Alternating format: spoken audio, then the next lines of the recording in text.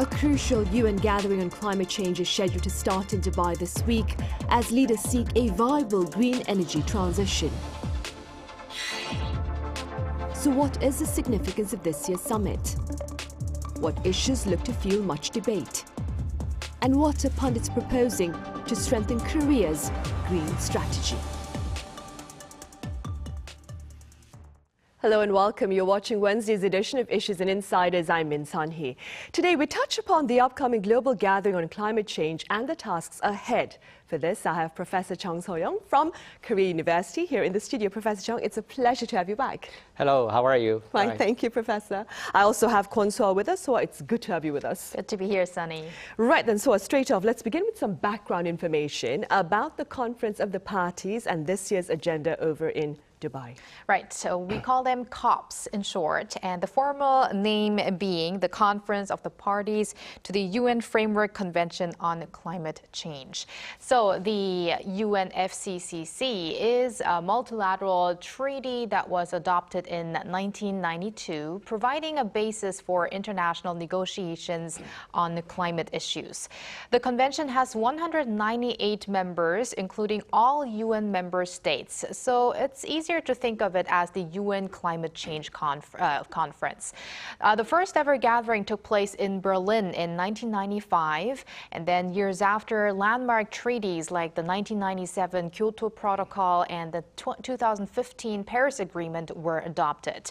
And we hear of these two agreements a lot, but just to give you a quick background on them, the Kyoto Protocol focuses on reducing greenhouse gas emissions of industrialized countries, and the Paris Agreement is a binding treaty for all countries, including developing countries, to reduce emissions by setting specific targets.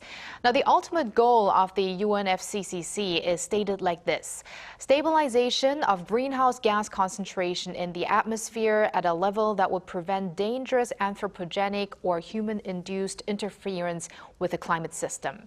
So COP28 is held in Dubai, the United Arab Emirates, from November 30th, so Thursday, to December 12th.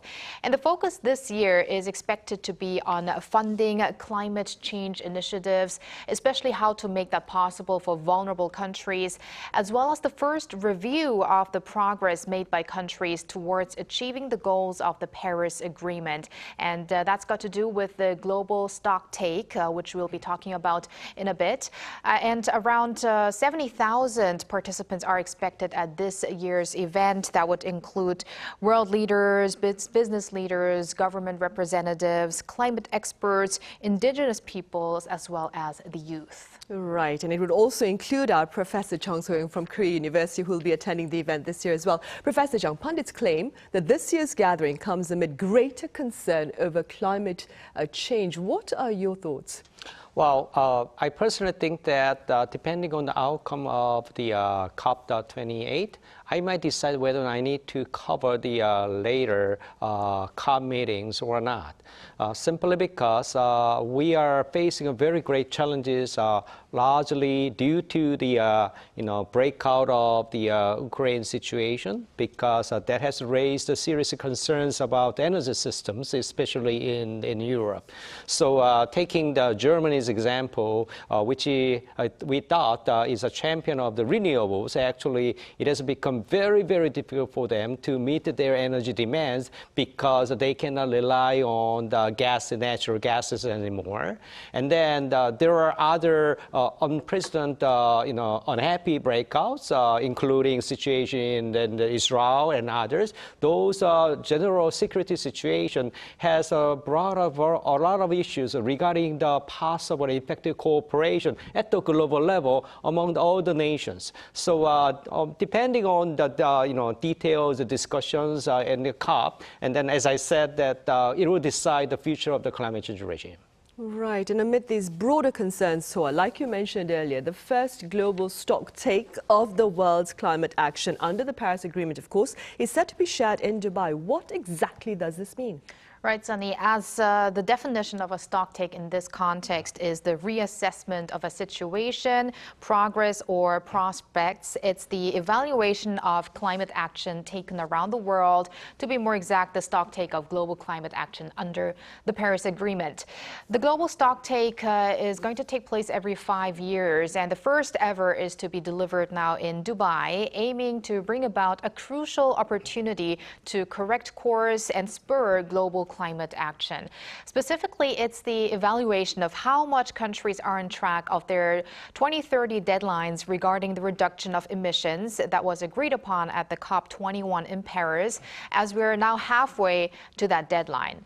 And it's widely known that many countries lack implementation, and that the Paris Climate Change Agreement's ambitious goal of holding the increase in the global average temperature to well below 2 degrees Celsius above pre-industrial levels and seek efforts to limit the temperature increase to 1.5 degrees Celsius above pre-industrial levels is not an easy task at the pace we're seeing in emission cuts right now. So the global stocktake, or GST in short, will therefore push for countries to update their NDCs, or national determination contributions, which are individual countries' plans of slashing emissions and adapting to climate impacts. The GST involves the assessment of scientists, institutional players, as well as the private sector, which for 5 years observe the collective actions toward meeting the goals of the Paris Agreement. So this should eventually help policymakers and stakeholders fix their policies and strengthen them, as well as their commitments, and eventually accelerate climate action. Right, hopefully. And while the summit itself is yet to start, it will begin this week, of course, I understand the details about the report card on the first global stocktake have already been shared to a certain extent. Exactly. So although the first global stocktake will be concluded in Dubai, a scorecard has been already published in September prior to the discussion starting on Thursday. So these will serve as a guide at the COP28 summit. According to the UNFCCC's Global Stocktake Synthesis Report, the gist is this: there is progress being made since the adoption of the Paris Agreement, but more work has to be done. Global warming has showed through various efforts, tackling global warming, but nevertheless, greenhouse gas pollution has continued to increase, with the report warning that if the world does not take stronger action before 2028 or before the second global stocktake, global temperatures would reach beyond 1.5 degrees Celsius. There were positive aspects introduced as well that underline opportunities and creative solutions to bridge the existing gaps in the capability of achieving the Paris Agreement. The report is the result of 2 years of data collection and insights from hundreds of experts like scientists and technocrats, but also business people, indigenous leaders, farmers, civil society, and again, the youth. Right, I see. And now, Professor Chung, what do you believe will be the main points of perhaps contention at this year's Global Climate Summit? Well, reviewing the past implementation, and then so that we can raise some of the alarms against the sort of the actions that has been taken by the countries, not enough. And then what's the next for the future? In the sense that we need to increase the ambition to reduce greenhouse gas emissions, mainly by the developing countries. Also, on developing countries side, well, we need to help. In that sense, financing for the developing countries will be the key. So these are the main issues that will decide whether or not this COP will be successful or not.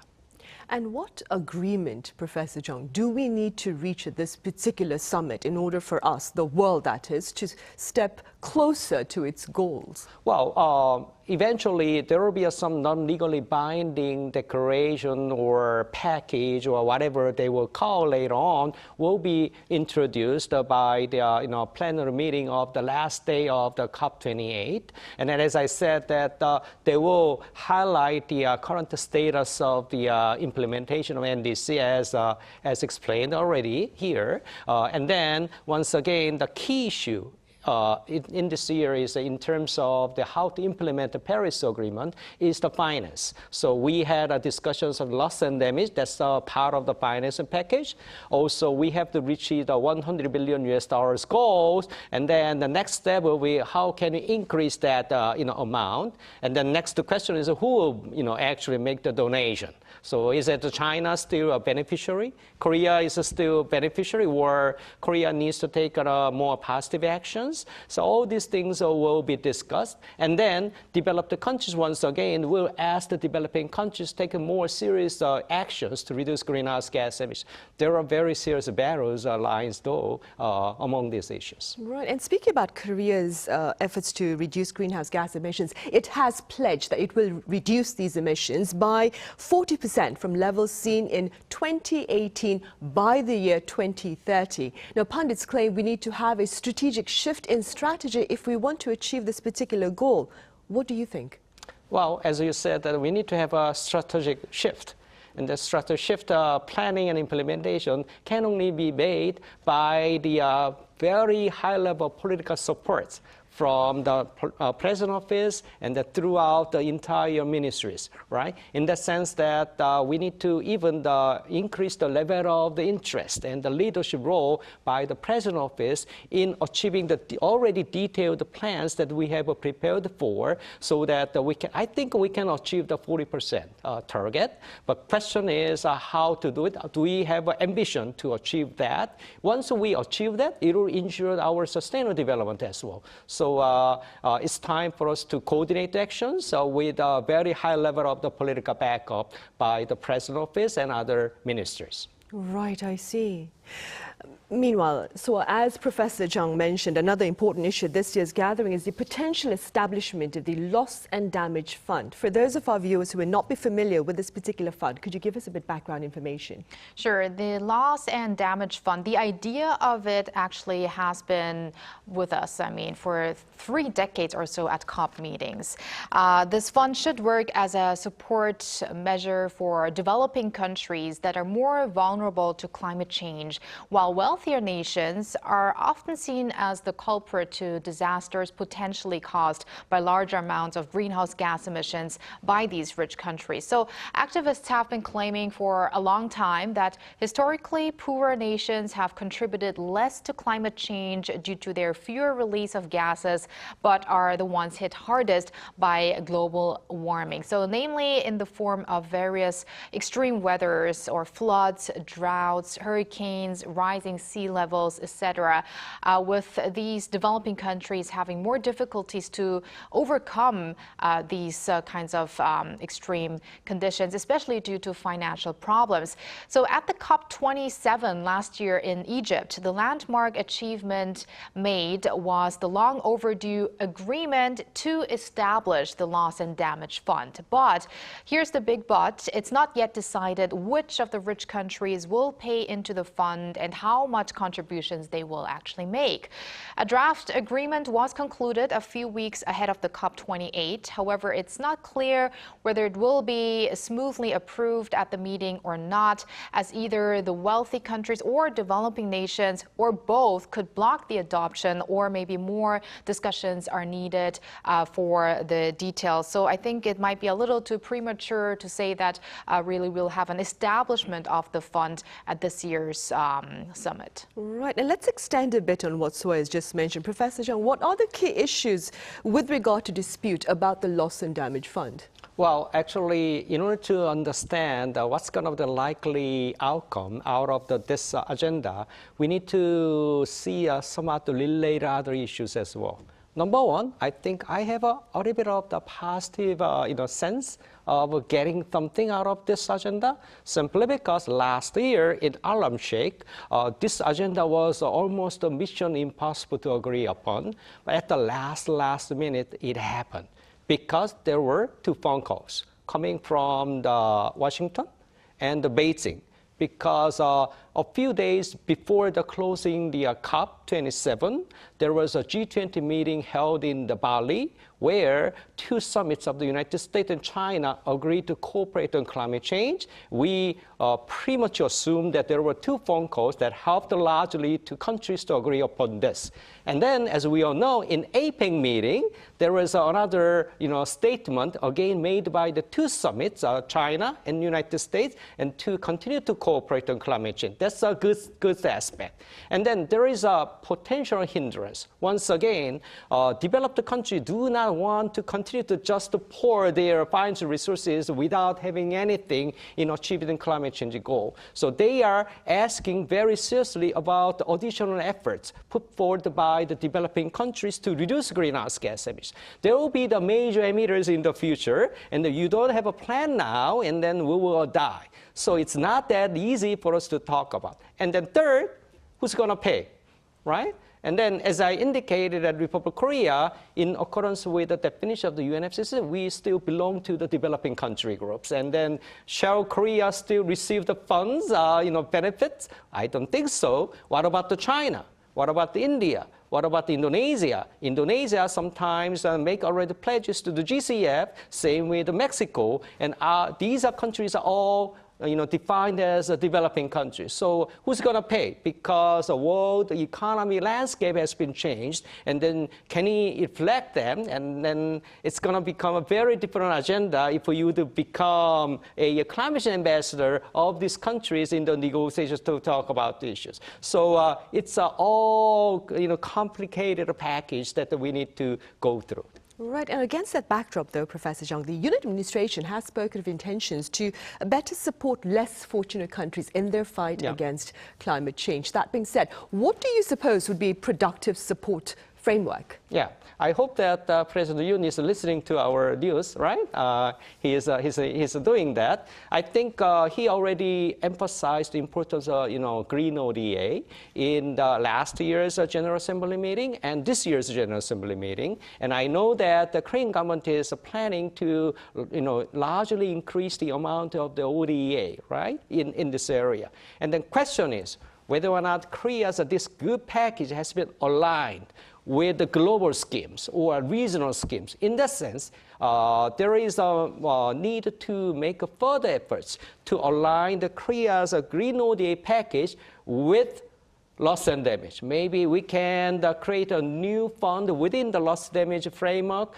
and with some other like-minded countries. And then I know that this administration put a lot of emphasis on becoming a global P4 state, especially in the context in the Pacific region. And then there are many small island countries who are immediate beneficiaries out of the loss and damage fund. And we have our own diplomatic networks already with them. And then my next question is it aligned with the global discussions? And then by doing so, can he lead global discussions on the details of the loss and damage in a way that the Republic of Korea believes that should be the right thing to do?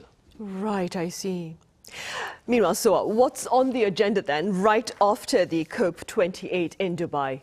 Well, whether they're big or small, there will be decisions made at the COP28 as well as assessments, just like the global Stocktake. So right after, the member states will have to go back to their own respective countries and start making concrete plans for the implementation of the commitments made. So the global talks will need to be made into agenda in each country so that they come back with stronger pledges on the national level by next year.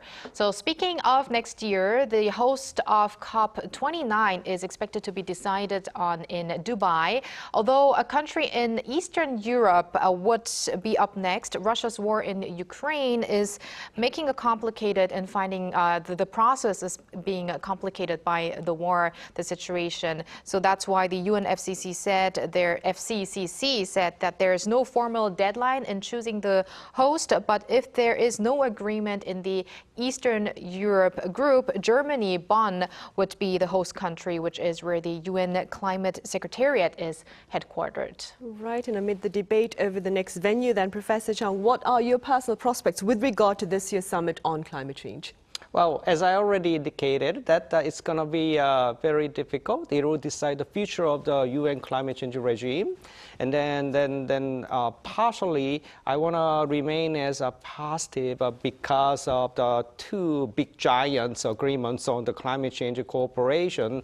But the technical issues needs to be done pretty much, a lot. And then here, question is whether or not UAE can play its input role as the chair of the COP28 so that they can address all these issues in a very concerted manner. So we will see. Right, I'll keep my fingers crossed and bet on your optimism as well. Sure. Professor Chung, have a safe trip to Dubai and back. Thank you very much for your time and your thoughts. Thank you very much. And Soa, thank you very much for your insight today. Always my pleasure. Right, well, on that note, we end this edition of Issues and Insiders. Thank you for watching and do join us again same time tomorrow.